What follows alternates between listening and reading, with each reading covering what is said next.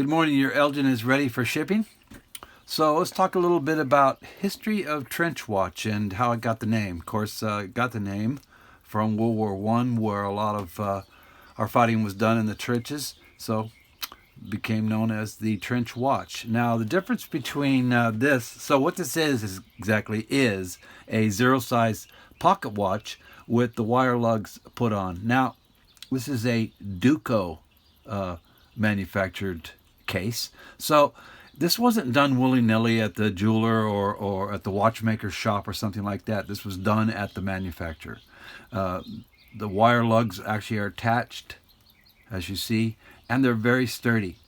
When they're on the watch, they're very sturdy. When they're attached to the straps, they're very sturdy. In this position, this is the most durable situation. They started with pocket watches, and they used to use leather and strap them to themselves and keep them in their pocket and wrap them in leather and pull them out. Well, the next alternative after that was the manufacturer said, hey, we got to have something with wire lugs so they can carry it like a wristwatch. So that's the beginning, and that's kind of the evolution of this particular watch. So it's gorgeous, and it's a great piece of history. So let's talk about the care. Not waterproof.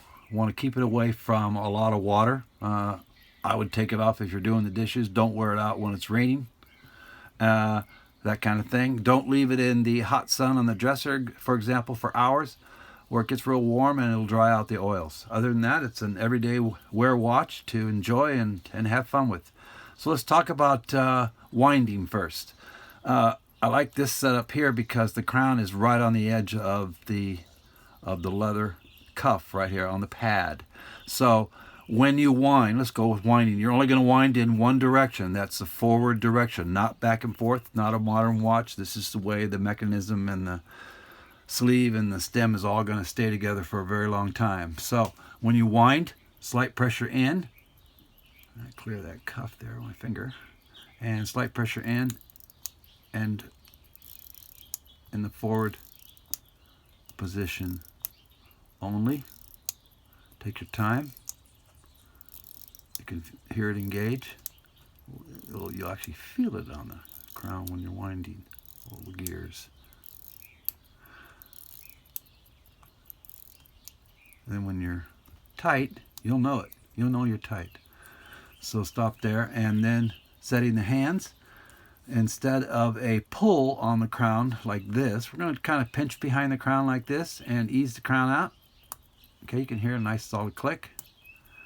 And we want to keep it that way for many, many years. We'll do it again. And then setting the hands, we want to go in the forward direction or clockwise. Okay, that's the way you want to set the hands all the time. Not that way, this way. And take your time. Don't whip it around like an old car. And follow this procedure every time. When you've got the time, set the time, push in the crown, and enjoy. It's a fabulous watch.